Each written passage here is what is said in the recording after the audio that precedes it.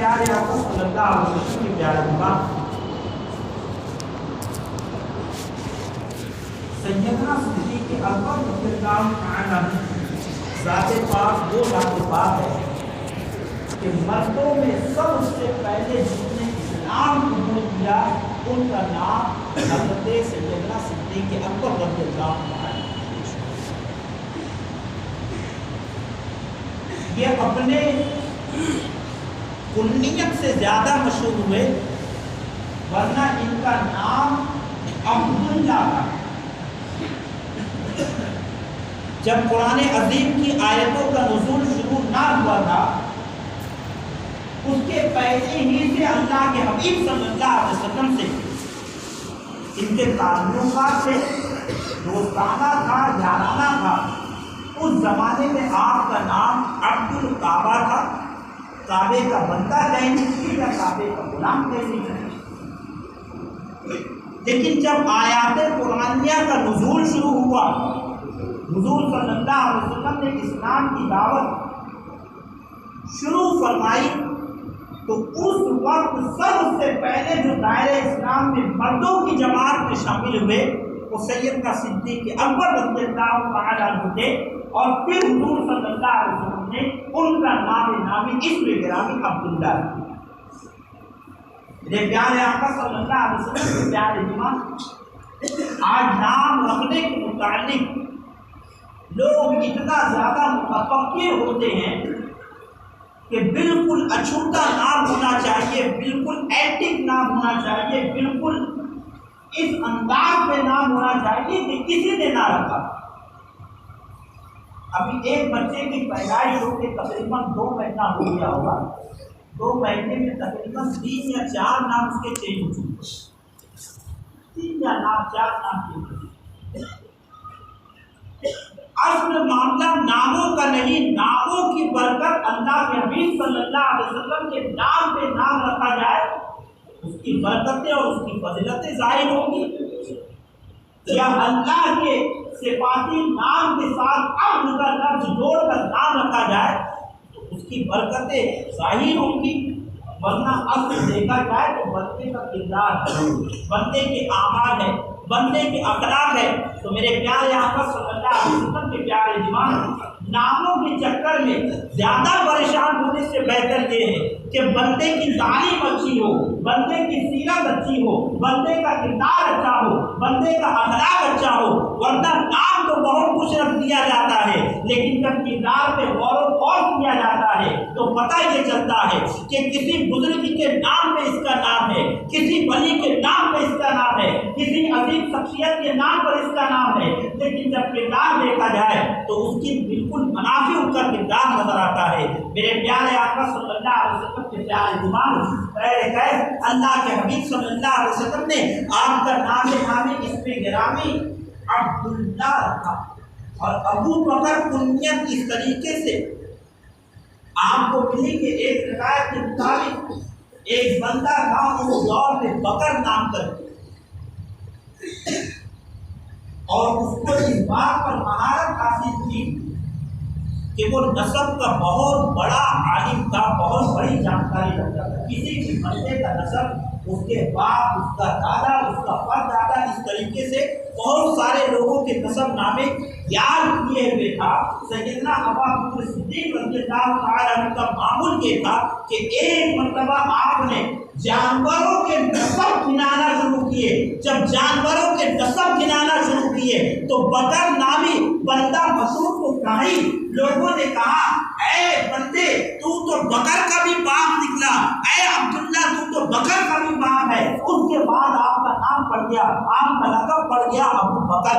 میرے پیارے آقا صلی اللہ علیہ وسلم کے پیارے ایمان، اور دوسری وجہ یہ بیان کی جاتی ہے کہ بکر کے معنی ہوتے ہیں اول کے، لہذا سیدنا صدیق اکبر رضی اللہ تعالیٰ عنہ دائرہ اسلام میں داخل ہوئے تو سب سے اول تھے مردوں میں۔ اللہ کے حبیب صلی اللہ علیہ وسلم کی خلیفہ بنے تو اول خلیفہ بنے۔ حضور صلی اللہ علیہ وسلم کے قدم مبارک میں سب سے پہلے جن کو دفنایا گیا وہ سیدنا صدیق اکبر رضی اللہ تعالیٰ عنہ۔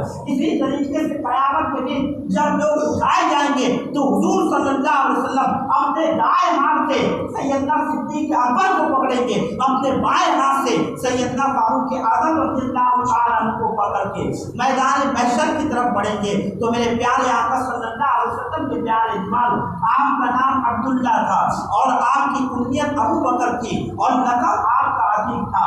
मेरे प्यारे आका अलैहि तस्लीम के प्यारे इमाम सैयदना सिद्दीक़ अकबर रज़ियल्लाहु ताला अन्हु की जिंदगी का जब मुताला करें और उस पर गौर करें तो पता ये चलेगा, सैयदना सिद्दीक़ अकबर रज़ियल्लाहु ताला अन्हु इस्लाम लाने से पहले ही इतने पाकीज़ा थे कि आपने कभी बूतों के सामने अपनी पेशानी को खम ना की, आप कभी ज़िना के अड्डे के करीब ना गए, आपने कभी जुआ ना खेला, आपने कभी शराब ना पी।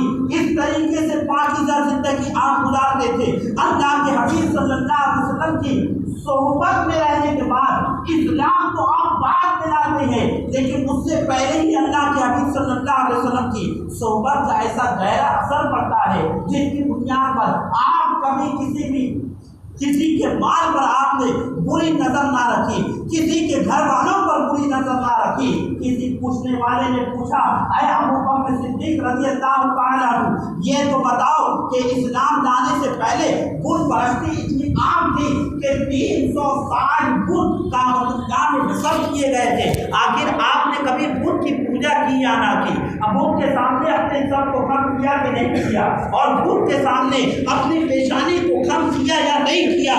सैयदना सिद्दीक़ अकबर रज़ियल्लाहु ताला अन्हु जवाब देते हैं कि सुनो सुनो, अल्लाह तबारक व तआला ने मेरी पेशानी को बुतों के सामने खम करने से महफूज कर दिया।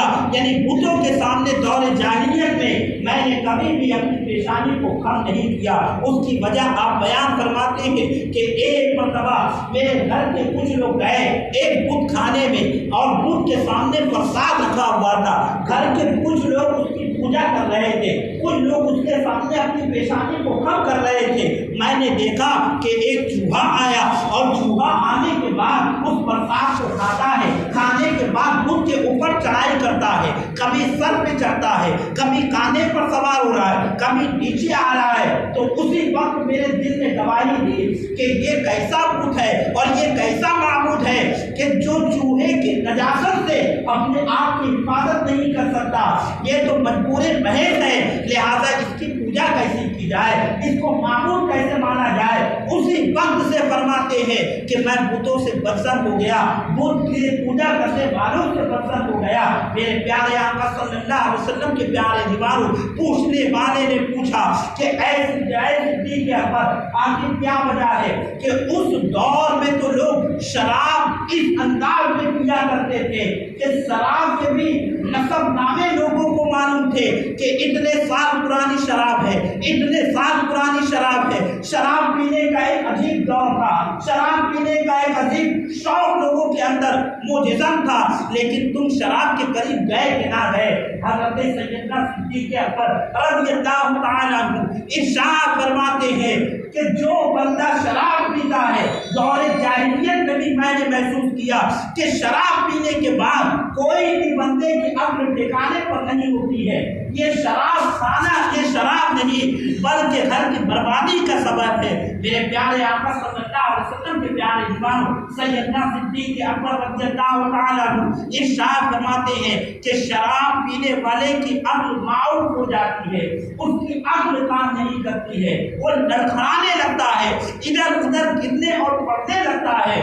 वो माँ और बीवी में फर्क नहीं कर पाता है, बीवी और बेटी में फर्क नहीं कर पाता है।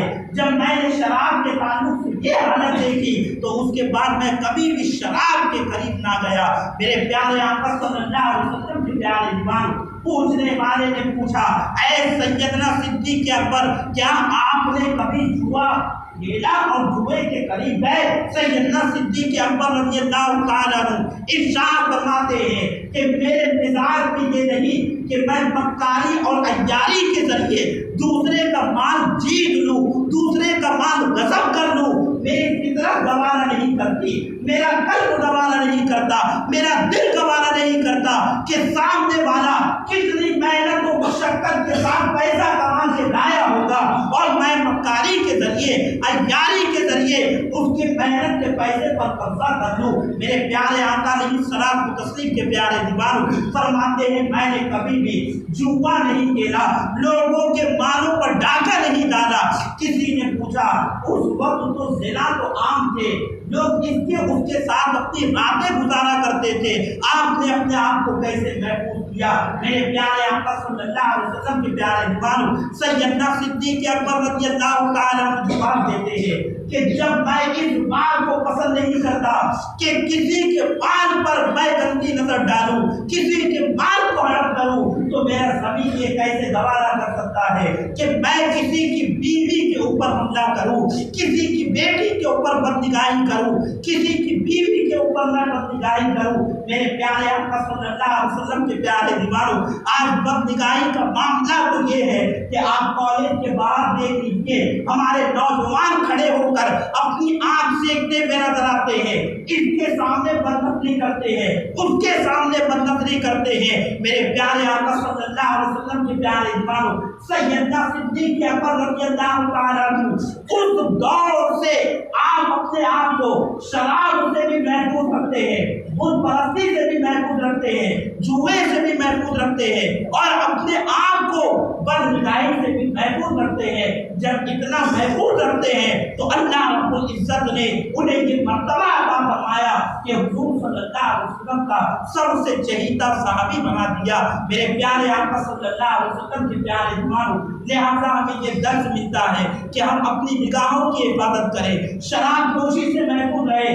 سیدنا صدیق اکبر کی زندگی سے ہمیں یہ بات سمجھ میں آتی ہے کہ اگر ہم نے اپنی نگاہوں کی حفاظت کی تو اللہ رب العزت ہمارے درجات کو بلند فرمائے گا۔ میرے پیارے آقا علیہ السلام کے پیارے دیوانوں بات نکل ہی گئی ہے تو عرض کروں سیدنا عثمان غنی رضی اللہ تعالیٰ عنہ کے پاس ایک مرتبہ ایک بندہ حاضر ہوا۔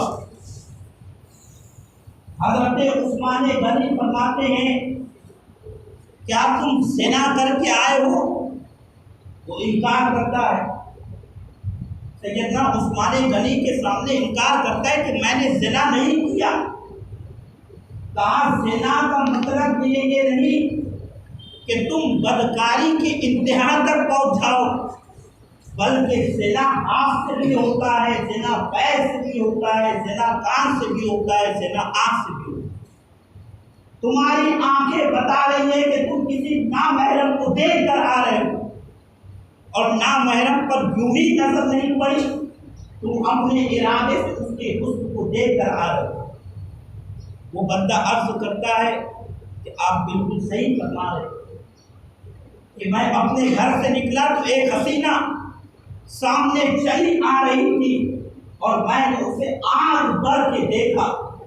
حضرت عثمان غنی فرماتے ہیں کہ ابھی توبہ کرو کہ آج کے بعد ایسا گناہ نہیں کرو۔ اسی وقت اس نے توبہ کی۔ میرے پیارے آقا صلی اللہ علیہ وسلم کے پیارے دماغ یہاں پر بتانا مقصود یہ ہے کہ اللہ کے حبیب صلی اللہ علیہ وسلم نے ارشاد فرمایا کہ مومن کی فراست سے بچو، مومن اللہ کے نور سے دیکھتا ہے۔ تو جب ایک صحابی کا یہ عالم ہے کہ آنے والا بد نگاہی کر کے آ رہا ہے تو اس کی آنکھ کو دیکھ کر پہچان لیتے ہیں کہ یہ کیا کر کے آ رہا ہے، تو امام الانبیاء کا عالم کیا ہوگا؟ میرے پیارے آقا علیہ السلام کے پیارے دیوانوں آج بہت ساری مشینیں ایجاد ہو گئی۔ سونوگرافی کی مشین خون ٹیسٹ کر کے بتا دیا جاتا ہے کہ اس کے اندر ٹائیفائڈ کا جراثیم ہے یا ملیریا کا جراثیم ہے۔ اسی طریقے سے اس کے خون میں سرخ ذرات زیادہ ہے یا سفید ذرات زیادہ ہے تو کتنے زیادہ ہے، ہیموگلوبین کتنا ہے۔ اسی طریقے سے پیشاب کے ذریعے پتہ لگا دیا جاتا ہے اس کے پیشاب میں شکر ہے کتنی۔ یہ ساری چیزیں سونوگرافی کے ذریعے معلوم کر لیا جاتا ہے کہ اس کے پیٹ میں کسی خاتون کے پیٹ میں بچہ ہے تو اس کی کیفیت کیا ہے، اس کے دل کی دھڑکن کیسی ہے، وہ لڑکا ہے یا لڑکی ہے۔ میرے پیارے آقا صلی اللہ علیہ وسلم